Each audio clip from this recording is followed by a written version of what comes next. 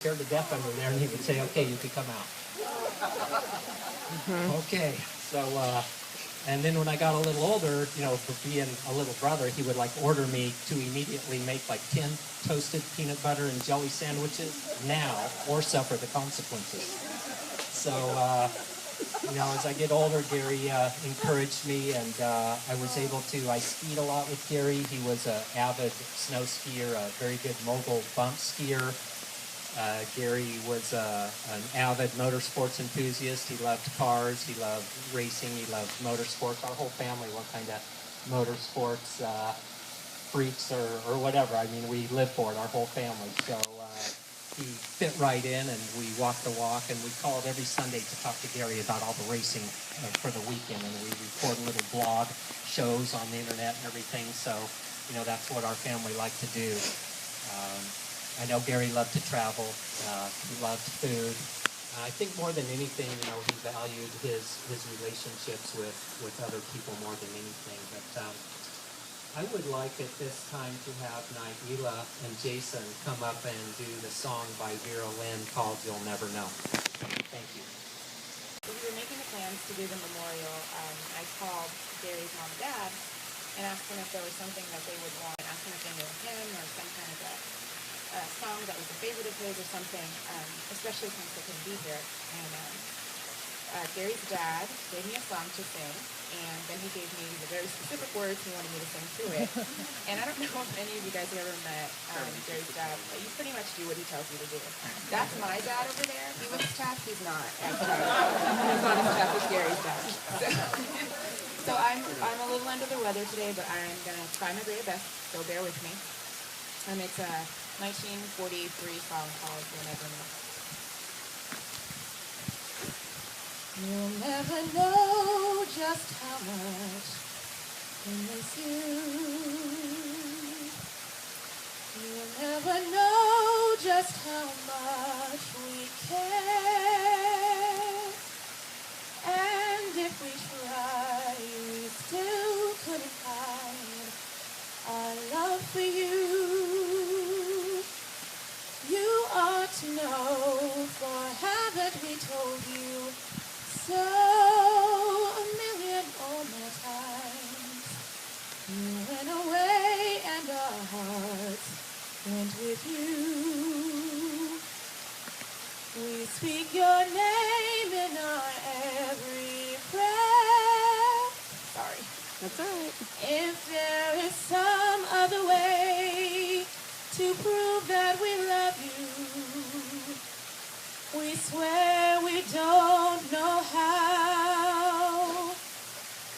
You'll never know if you don't know now. Whoop, whoop, whoop. Beautiful.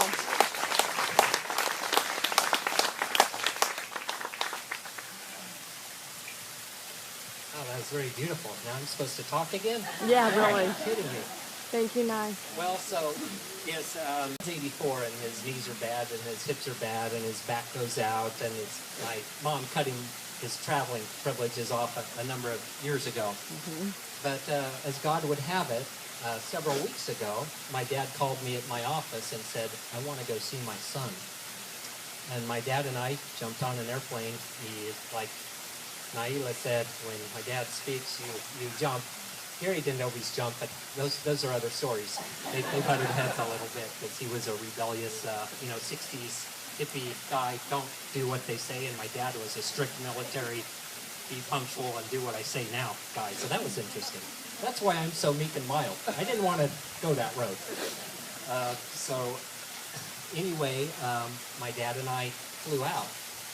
And Gary was in Grossmont Hospital and then was moved to another place, and he had a couple fantastic days where he was very cognizant and was all there, and we were telling all kinds of stories from 30 and 40 years ago, and I was really loving on my brother. I was touching him and holding him and rubbing him and telling him I loved him, and I shaved him, and Kitty clipped his nails, and we were really loving on him and had a few great days. And a few days after we left, Kitty told us that he closed his eyes and didn't open them again. And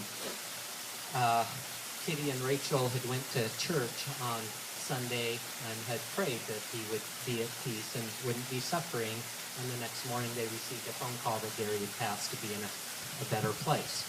So we know Gary wasn't too happy with his body. He's a big, strong, outgoing guy who liked to do stuff. And, you know, the last few years he wasn't real mobile. So we're glad that he's in a better place. But the finality of it's been very difficult to deal with. Because even though he was sick, you could still talk to him. And you could still call and talk about racing on Sundays and everything. And now we can't do that. But I still talk to him a lot anyway, and he talks to me. He told me to touch up a couple places I missed on the Corvette. I chrome polished the exhaust on the truck. I was just going around for 2 weeks doing things I thought that, you know, he would want done, that he would be mad if they weren't done. So I don't know. He seemed to be talking to me, and I was talking to him. But Good job. one of his friends, Ray Stockup from Casper, called me a couple days ago. And he said, you know, Gary and I were part of a band of brothers. And he said, we lived hard, and we lived fast, and we lived on the edge. And he said, I guarantee you, Dale, that very few people went to places and did the things, some legal, some not so legal, that we did. He said, we really lived in the fast lane. He said, I said, if we wrote it all down, you know, you wouldn't even believe it. So, and growing up in the town we grew up in, which was it was an oil boom. Everyone had money. It was muscle cars. It was drag the strip. It was fist fight. It was parties. It was wild. And there were different groups of guys. There were groups of guys you didn't want to mess with. And Gary's group of friends was a group of guys you didn't want to mess with. And Lori's husband, Boyd, their group was a group you did not want to mess with. But all these cliques kind of got along. But it was a rough and tough town because it was an oil boom town. And the oil field worker guys were tough guys. So anyway, it was interesting and fun growing up with him and being around him. And it's interesting to receive that call. So I got one last thing that I want to say, and then I would like to open the floor for anyone in the immediate family or friends of Gary's to come up and say something they remember about Gary, or a way Gary touched their life, or a way he influenced them or helped them through a time. But when I first got here on Tuesday, they said I was going to stay in Gary's room. And I had cried. I don't cry a lot. I'm not a big crier. I cried a little bit when I first found out. I flew out here. I found out Monday. I flew out here Tuesday. And Katie said, oh, you're staying in Gary's room. And I walked in Gary's room, and I got extremely empty for a minute. The blood drained out of me, and I was just empty at the loss of my brother. And then I started looking around Gary's room, and I saw his watch collection. I saw all of his racing hats, his racing memorabilia, and suddenly it started to fill me from the inside out. It started just to fill me up, all his things. And why at first I didn't know if I could stay in his room, I ended up cherishing every day and night that I've been in there.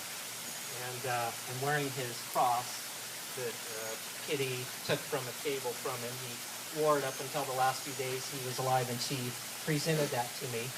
And I have one of his famed watch collections. And I've been wearing his shirts and driving his cars and talking to him the whole time. While I go around doing things around the house that I thought maybe he would want me to do. So that's been my experience, and I thank all of you so much for coming. And I'm going to open the floor, and then we'll have something to eat. And here comes Kitty. And I would like the family members and then any of the friends to say anything. You want to eat? You want to talk later? Yeah. Okay, so we're going to eat now, and then Open up later. We'll open the floor later to those things. So thank you so much for being here. God bless you, Gary.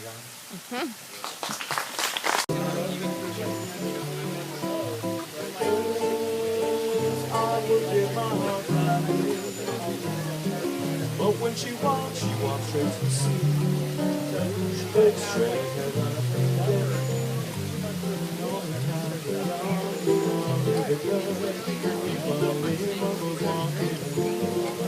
I smile, she just listens.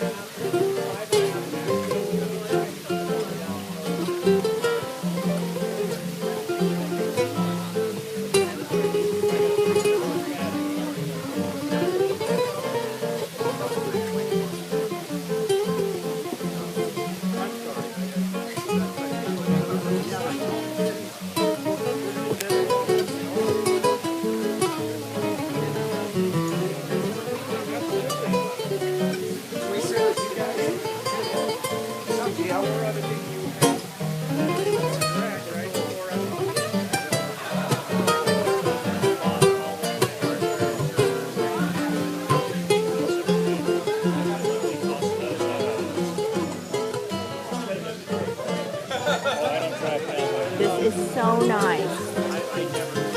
And the song's for you, Dad.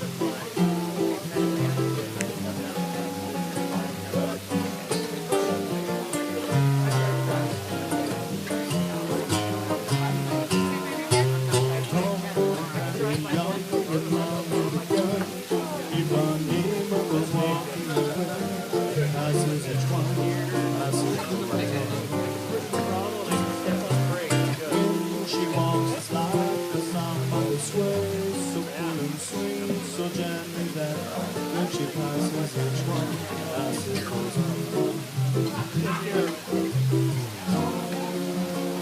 But I watch her so sadly. I cannot tell her I love her. Yes, I will give my heart gladly. When she walks you to see. Go straight ahead, I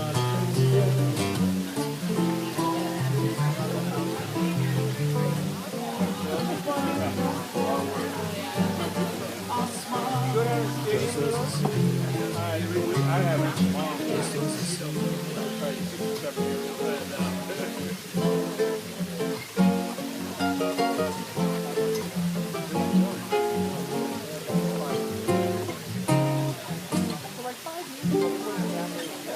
Yay!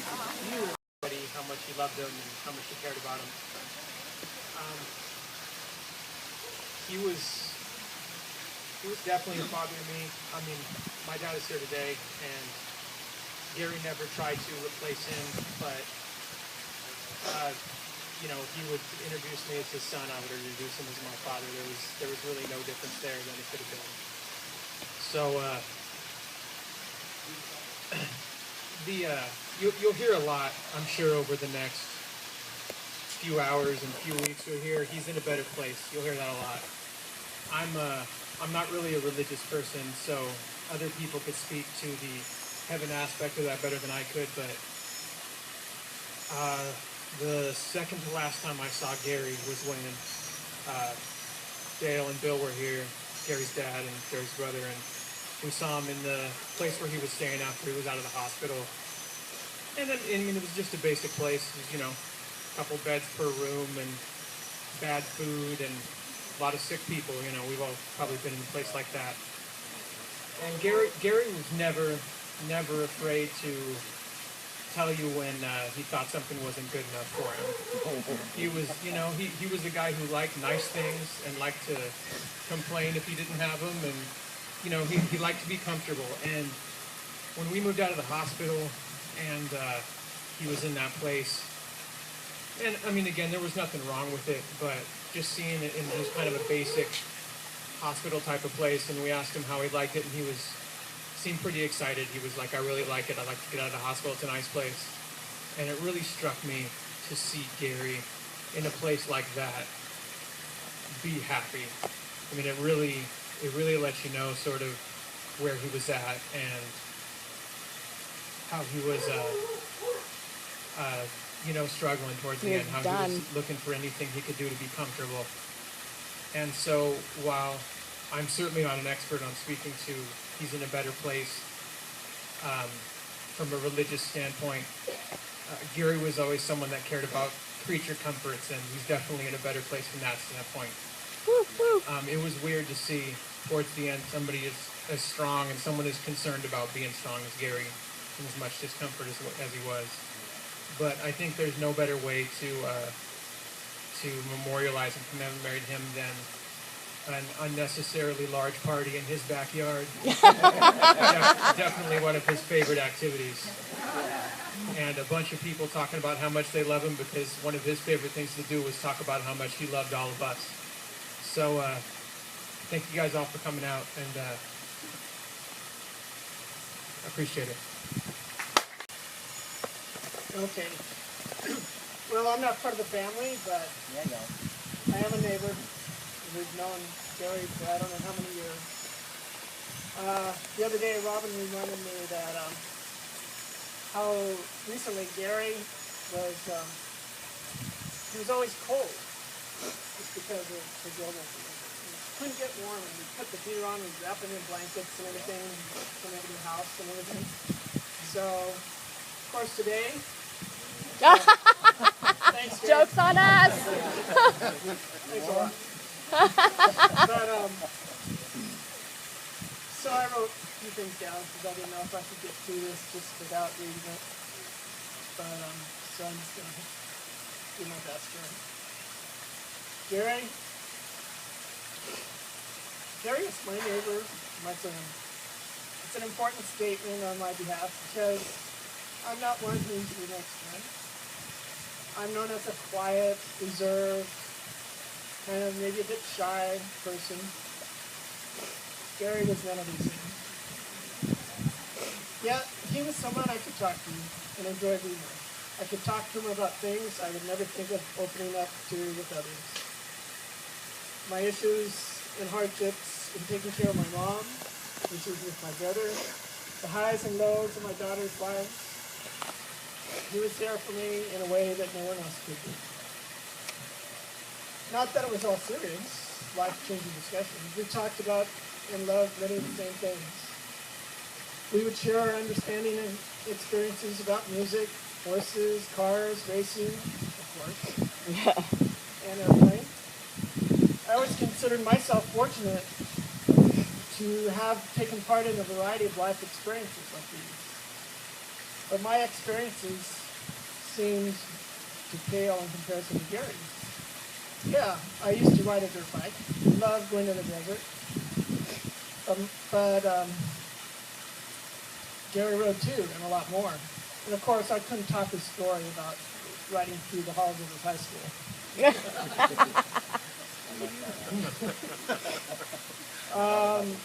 I know a bit about horses and riding, but I had nothing like the experiences he had riding and being on the ranch in Wyoming. I used to fly. I had a private pilot's license, but it sounded like Gary had a lot more fun flying with his dad. And racing, my knowledge and appreciation and understanding of the sport is only a thimbleful compared to Gary's love of cars and racing. I didn't know Gary back in the day. I didn't go with him on wild, crazy road trips to Daytona or elsewhere. I wasn't part of his living on the edge of youth. But I did know him as a neighbor and friend. Person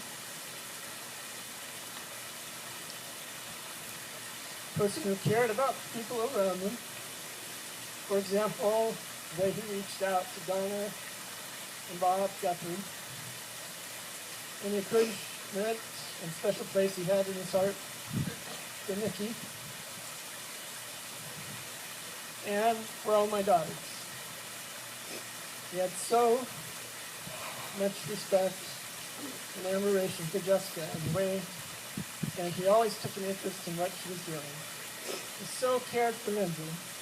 I still vividly remember the story he told me about the stern talking to Brett, that he gave her boyfriend when he felt he was mistreating her. And the twins, from the day he met them to the last time I spoke with them, I just loved them. Took pride in their accomplishments, always enjoyed talking with them, and took a genuine interest in their lives. So I didn't go on wild adventures with Gary, but I am thankful for the time I did have with him. Whether it was going to a car show, the Blues Heart Fest, or just a trip to In-N-Out Burger. Sometimes he would just come in and hang out while I was working on the Model A or some other project. Gary's gift was not skillfully working with his hands. The home improvements you see around here, Understatement. that's all kidding. And while he had an eye for style and quality and beauty, just remember those watches, clothes, hats, not to mention the Corvette. The artistic gene really got past to Rachel. Yes. No, Gary's gift was, and is, his stories.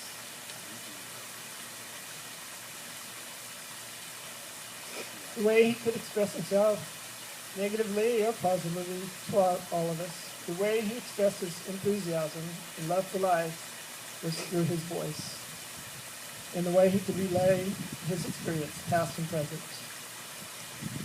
Did he embellish, exaggerate? Hell yes. Which made it all the better. All those colorful adjectives and expressions, no matter what the subject, he could make eating a sandwich sound like an event. I'm telling you, Rob, they make the best damn sandwich ever. Ever. The tomatoes, fresh. I swear they sliced them on the vine and let them fall into the sandwich. And the sauce? Okay. Well, there's no way I can come close to the way Gary would have said it, but you all know what I mean and how that sort of phrase.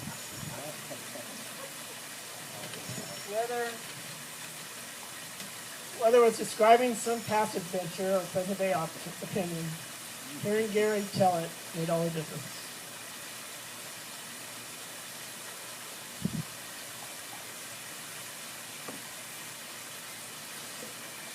Kitty, he loved you so much.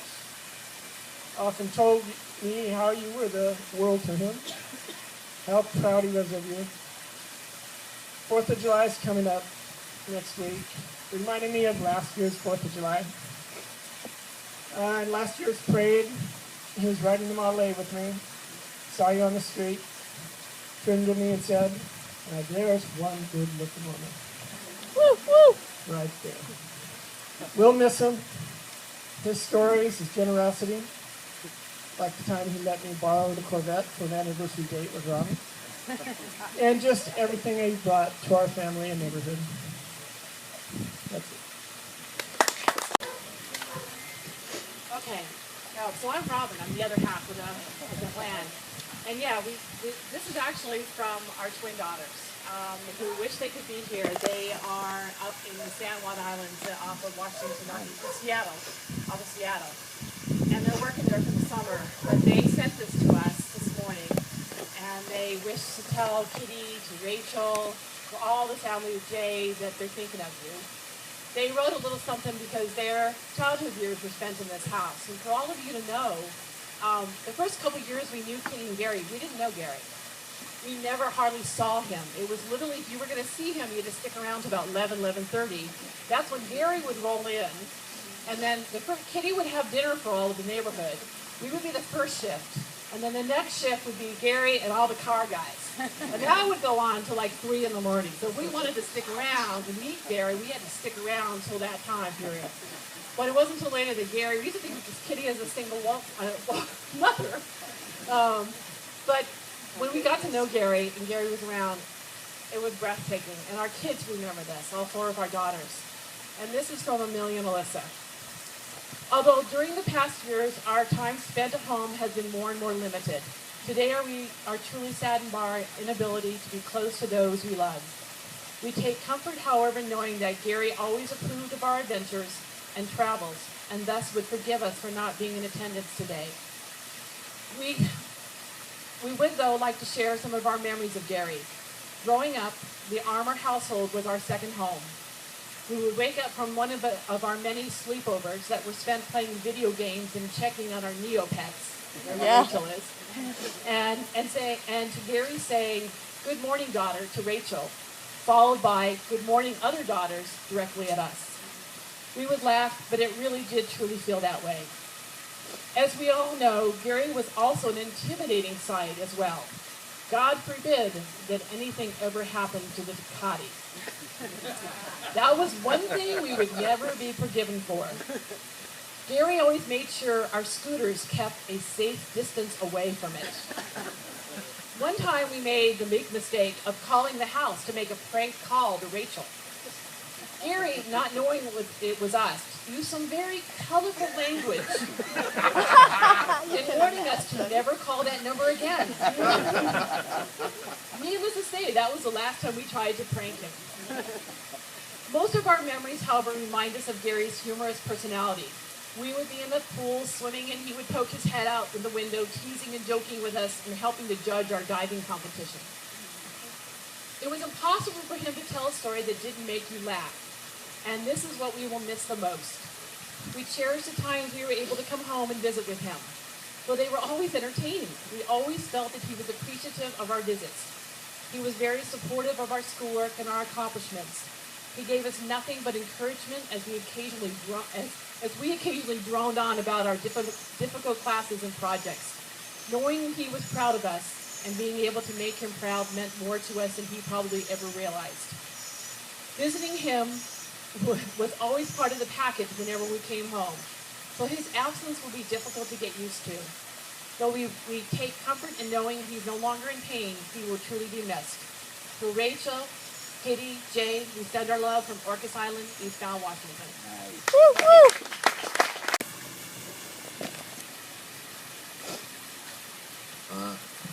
My name is Billy Shaw, and I had the pleasure of working with Gary at Toy of Alcohol. We were both closers, and we probably spent about 3 to 5 years together. That's how we got to know each other. We used to sit out in the cars late at night and talk about the guy on the desk and how much we hated him. You know, what we Don't you know it? decided to be stupid and all that stuff. But we really got to be friends. And for me, I don't have a whole bunch of friends. But, you know, towards the end, I didn't spend the time coming over that I wish now that I would have. What's consoling to me is Gary was one of us. And he knew what we did. And I know in the spirit, I'm happy that I'm here just because it's just honoring him. And he was a great dude. He had a great sense of humor. He loved a wonderful joke. And he was for real. And Gary was intimidating. I mean, if you got Gary mad, I probably would pretty much regret it. He loved a good fight. And he loved Rachel, Jason, Kitty. Kitty, I know some stories. A lot of fun, you know. Yeah. So I'm just here to honor him. I'm really sorry he's gone. He was a wonderful human being, and we could all take a lesson from him. Big time. Thank you.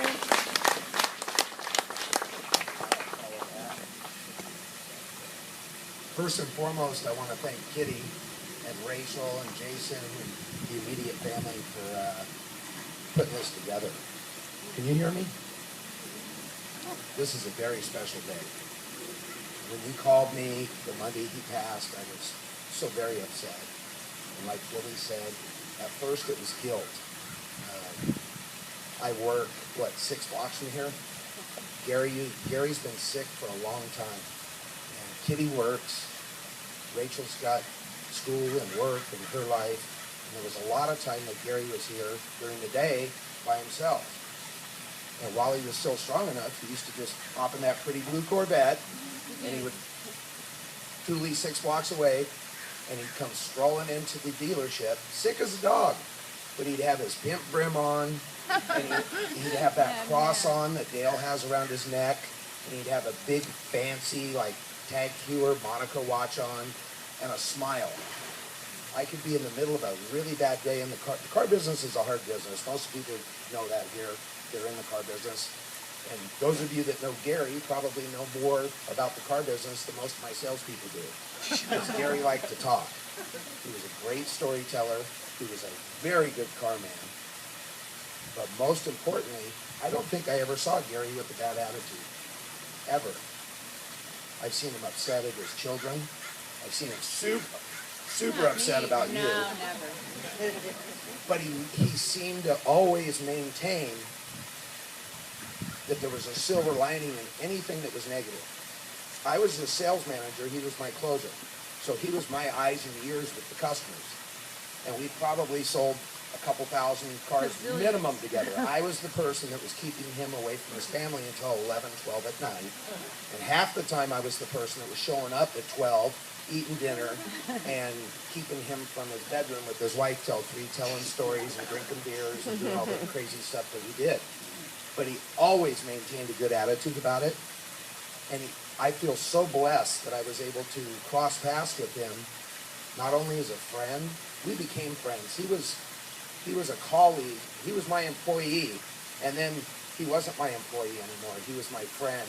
I was partial. Probably a quarter of his income he earned, he didn't deserve to earn because I liked him so much I was taking stuff away from other people and giving it to him because he was my buddy. But he had talent. And it was like, he was like a family member to me. You know, Gary, he passed, he was 60, maybe 61? 60. I'm 49. He was like a big brother to me. I met his sister. I haven't met the second sister yet, but I've met Dale. No second sister. Oh, there isn't? There's just one sister? Her sister's here. Your sister. Okay. I feel like I know you. I've never met you. Because Gary took pride in his family. I wish your dad was here. I feel like I've known your dad for 20 years. He had so much respect for the man. He told me that the guy had a work ethic that was unbelievable, and it shined through onto him. He had a good attitude. He's going to be missed dearly. And Jay, you hit it right on the head wherever Jay is. I'm not a real religious person either, so I really don't know how to speak on he's in a better place. That doesn't work for me because I'm selfish. I want him here with me. But he was just, he was suffering. The past few times I saw him, when he left, I went and had a cry because I felt bad. If you didn't know the guy, you wouldn't know any better. But I knew him when he was healthy. He was full of piss and vinegar all the time. And it didn't matter if it was hot rod night or bike night or whatever it was he used to drag me to all the time in La Mesa. Me personally, I'm not into hot rods, motorcycles, racing, but I was into it because of him, because of how passionate he was about it. And I respected him. But he'd take me all over the place to the Pomona. I'd go watch dragsters that were so loud when I left, I felt like I was at a Ted Nugent concert. And he was like, oh, look at this and look at that. And I mean, he was really passionate about it. And I miss that. And like Billy Shaw said, I feel bad too because the last time he was at the dealership, he told me that he wasn't going to be able to come anymore. And he asked me if I'd maybe start coming by the house, and I didn't. And I know he forgives me for that, but it's hard. It's super hard. You know, I don't want to sit up here and tear up, and that isn't what I came here for. This is great, man. He had so many people that cared about him, and I guarantee you, I know for a fact in the car business, there's probably 50 people that would have been here if they could have been here. We're in a hard business. I left Oceanside, left my 16 salespeople, drove here. I'm going to leave here. I'm going to go back to work. I'm a car guy. That's what I do. That's what we do. That's what he did. And I guarantee if he would have never got sick, he'd still be doing it. I'm so selfish, and I loved him so much. I knew he worked with me when he first got sick. And he came to me and told me that he was no longer going to be able to work on a full-time basis due to the fact that he had this illness. And me being selfish, you know, he was my best closer. I'm like, God damn it, you can't do that. You gotta stay, you gotta stay, you gotta stay. So we negotiated this deal where he didn't work full-time. He would just come work with me when I do these big stadium events. And he did that for a while.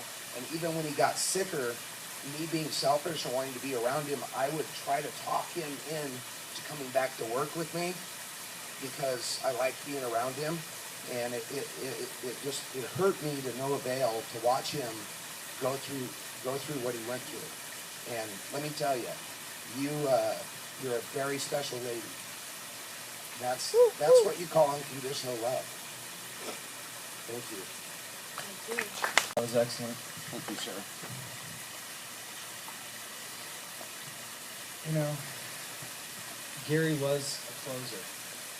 And for the car salespeople in here, his job started when all you regular people that don't work in car business says, I want to think about it. That's when Gary Armour shined. Like you would not believe. He couldn't wait for you to tell him, I want to think about it. Because he had 50,000 stories to sell you a car. He really did. But let's start with the family. Kitty, Gary bragged about you all the time. It was amazing. It really was. He had a true love for you that was just so special. I mean, he bragged about you. He says, you know, she's got sheetrock, 5 by whatever, 25, and she's holding it up with one hand and hammering it with the other. We thought you were a superwoman and you were eating some sort of spinach down here. And then he loved his kids so much. He talked about them all the time. And we spent a lot of time together. We really did. We spent 5 years at Carl Berger together, he and I. And you felt like you knew his family. You really did. Rachel, Jason, he was so proud of you. It was unbelievable. It really was. And he loved everything that you guys did. When you guys got in trouble, he bragged about that. When you did good, he bragged about that too. His father, I wish his father and mother were here. I had so many heart-to-heart talks with Gary about his father and some of his rebellion years. And I want to say this with all the respect in the world to his dad, but Gary tried so hard to make his father proud of him. And for those of you that know Gary's father, he was an amazing person. I mean, he retired when he was 40 years old, and you know, he sold life insurance, and they wrote books about him. And Gary would share those books and say, this is my dad. I'm so proud of him, but we knew that there was an inner part of Gary that he thought, oh God, I just want to measure up to him. I want to do that. And that was part of his struggle from time to time. But I got to tell you, and I'll tell everyone here, Gary measured up. He was one of the best car salesmen I'd ever seen. He was amazing. And his dad, his mom, if they would have seen him and his chosen craft, they would have been unbelievably proud of what Gary did on a daily basis. Because not only was he great to the customers, but he was great to all of us who worked with him. We loved him. We competed for our incomes against Gary. But there's nobody that you would not want to stand there with and compete with your income than Gary Armour, because of the love that he showed and the passion that he had for those around him. It was really, truly special. It was. As far as the storytelling, I think you guys all know that, I mean, he started the story with, I mean to tell you. And I mean, no one could say that better. No one. No So one true. ever. And, you know, Todd and Billy spoke to it nicely about not coming. I haven't seen Gary in 2 years, and I haven't worked with him in 8 years, but I got to tell you, I still feel like he is one of my best friends. He really is. He's that kind of a guy. And in closing, I mean to tell you, Gary Armour is a great man. Yay! My name is Tony, for those who don't know me, and I've had the honor and privilege of truly getting to know Gary over the years. You know, he's been a big part of my life for the past 10, 15 years, and you know, you don't realize the impact or influence someone has on you until they're gone. And Gary had a huge impact and influence on my life.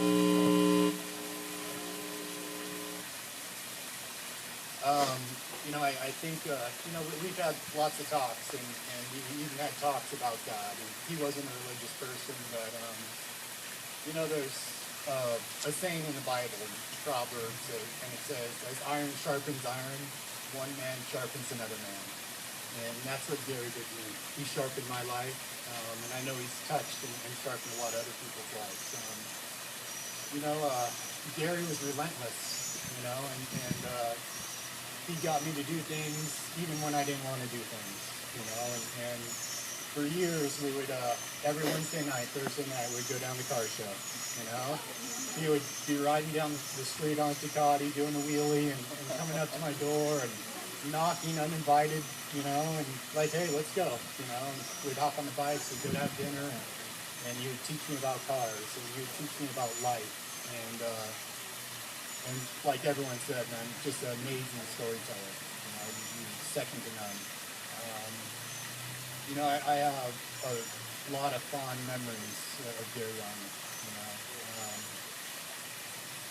I can't tell you how many hours I spent in this backyard, talking about everything, good times, bad times, heart to heart, anger, laughter, tears, all of it. And he was devoted. He was devoted to the people that was in his inner circle. The friends, the family, whether they're here or not, he was 100% devoted to them. And the people that I know here, one reason I know him is a direct result of Gary Armour and Kitty. I can't say enough about the guy. He used to drive me crazy when he would just pop up on my doorstep, knock on the door, uninvited, and what I would do today for him just to pop up on my doorstep,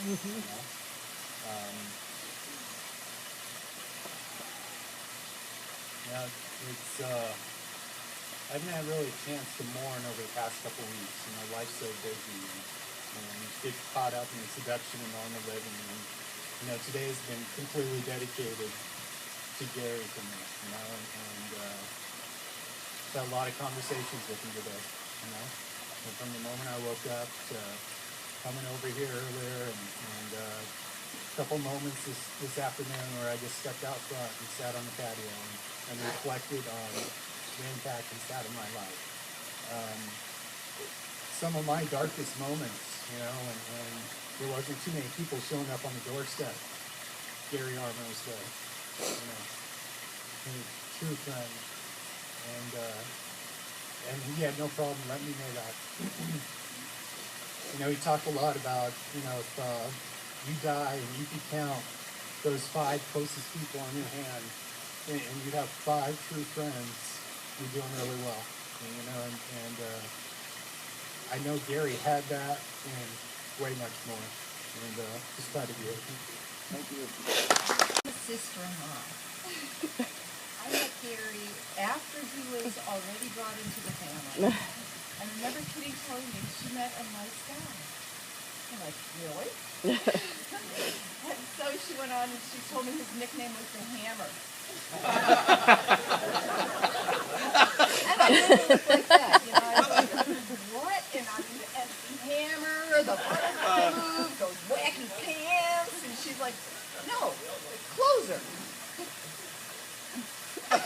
Silly you. I was so far removed from his world. It was wonderful to have him in, and he was very grounded, and I was not.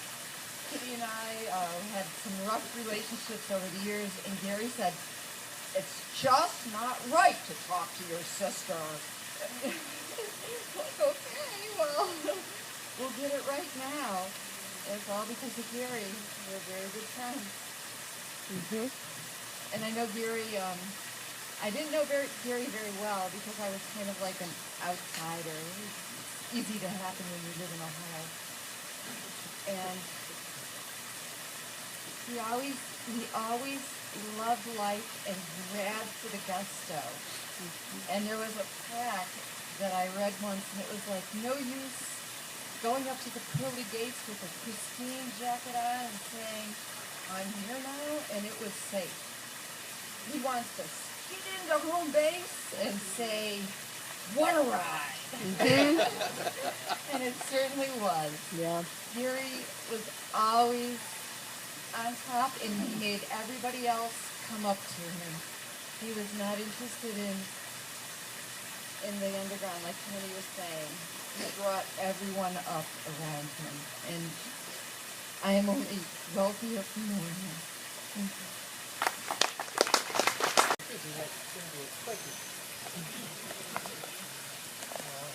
Can you hear me back there in the back row? Okay. Oh, thank you. Well, Harmony's moved in next door to me. I live next door. Translate got to know Jeffrey. And they say he's a closer. Amen. He closed not only sales, but every conversation. He went up to you. And I knew immediately he was Harmony. Anyway, he was also Put the mic up to your mouth, sir. unselfish. He was unselfish and sweet-natured and big-hearted. My wife passed away a long time. I'm a generation older than Joe. I was living next door. I couldn't call a cab or anything to get to the airport. He picked me up, or else Rachel would. And nice people. And so we needed to talk for sure for a long time. I was a pilot, and he told me about flying. Anyway, I told you, this happened, the typifier. I was feeling sorry for myself sitting in the kitchen one morning. The door opened and Gary walked in. And I said, we were on that kind of a basis. I said, what's going on? Well, he said, we're going to have French toast. I said, good.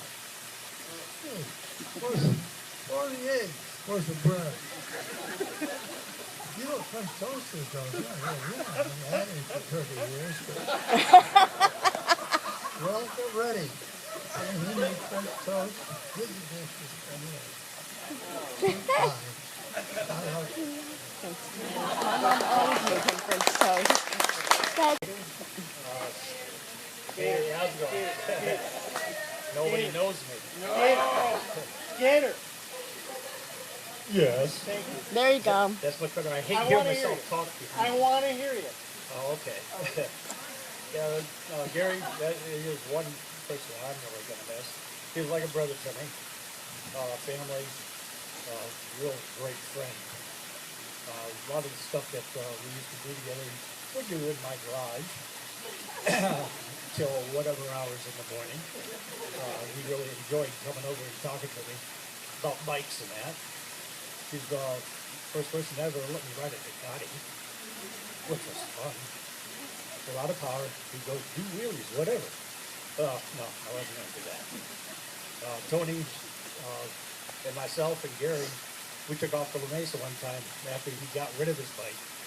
And he rode my big Ultra Classic. And he was really loving that. He goes, you know, when I get home, I think I might tell Kitty I'm going to get another bike. And that didn't happen. I knew that wasn't going to happen.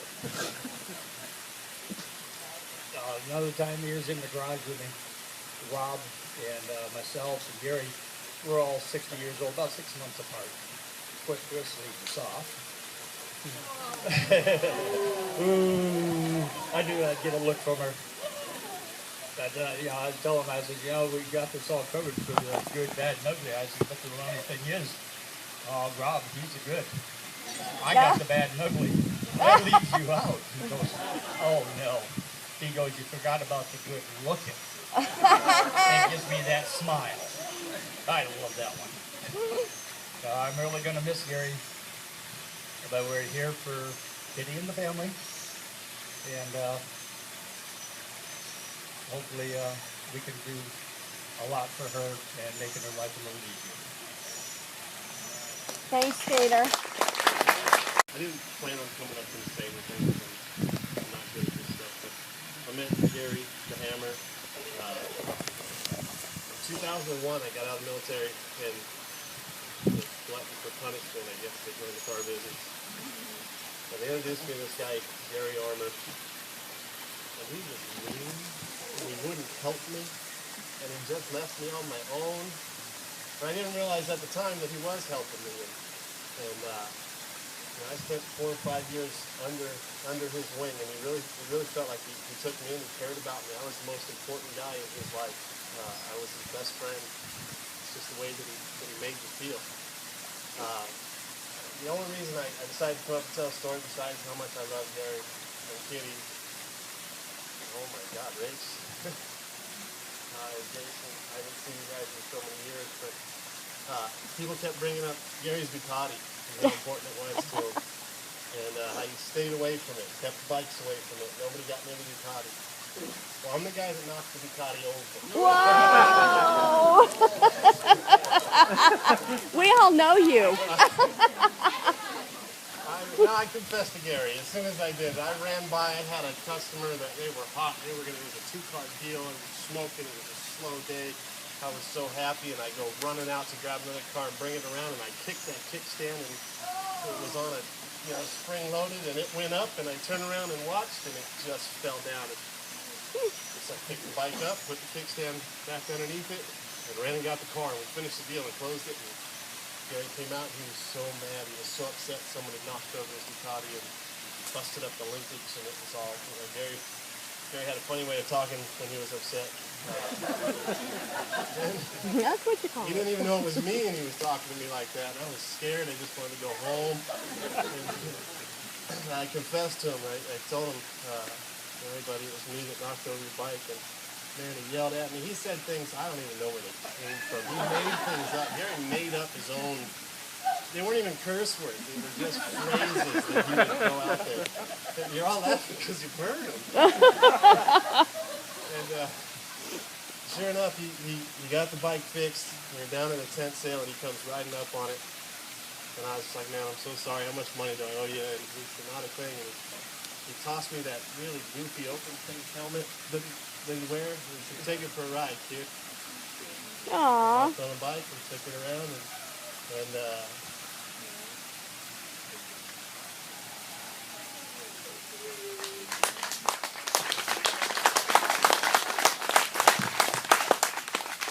Talking over the fence, Julian, or what's his name? Yeah, anyway, and talking to Gary about the yard, Kitty manicuring everything, him working everything, the hammock, everything else. Anyway, we won't go there.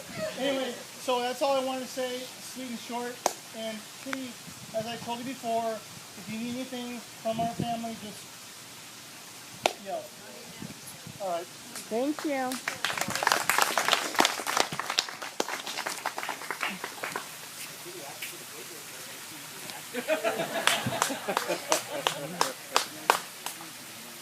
Dougie, hey, you hired me off the street. Guess who my first interview was with?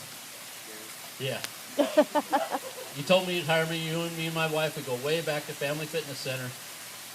Thank you. I mean, Armour taught me and Doug and all these guys how to make a bank of money in the car business. And we did it. And people don't realize that Carlberger, this was a family. We spent more time with each other, or as much, or more, probably. And it was a family. Period. End of report. That's the only way I can say that. I see a lot of Carlberger people here. Armour had more than one life. I don't know if anybody knows this, but he rode bikes a lot. They were coming back one night, I don't know where from, but on the interchange from 5 to 8, this guy named Bill Childs. A few people here know him. Little bit lit, bounced off the rails, clipped Armour. Armour held on to it, wasn't real happy about it. Childs wiped out in the middle of the street, road rash everywhere, gets up, lives to tell it, and Armour too. It's just a fantastic guy. All these guys at Carlberger taught me how to make a great living. I love Armour for it. I wish I knew this horse racing thing he used to do. He used to go on the PA. They'd open up the PA for him and the whole dealership. And some of the words of these racers and jockeys, it was all about horse racing. It was just fantastic. I wish they had a recording of it. Everyone knows it. There was a Carlberger. It's an inside thing. I mean, and he just loved doing it. He entertained us. He made it great to work with him. Everybody will miss him. There's no question about it. We all love him. He's, I'm glad he's out of his misery. There's no one should be miserable like that.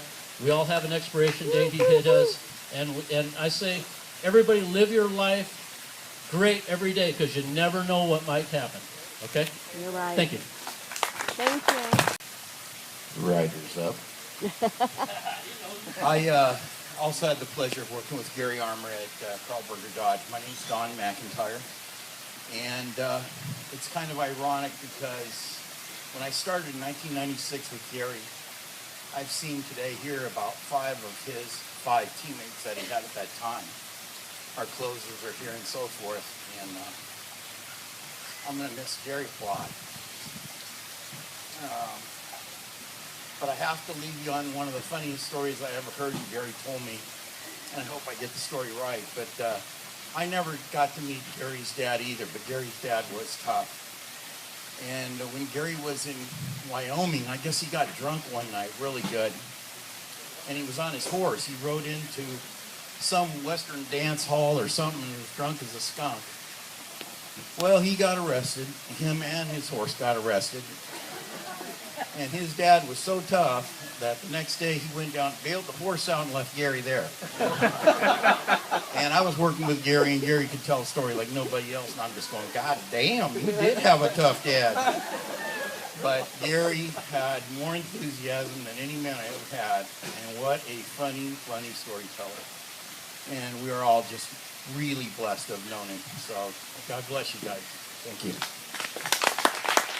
We really thank everyone for being here, and you don't have to rush off. We have all these tables and chairs, and you guys are all here. We have dessert for people who we like that are here, that love Gary, that have tables and chairs, and can eat dessert. Good recovery. Okay, good. Hey, thank you guys. Love you so much. God bless you, Gary Armour. We miss you. We love you.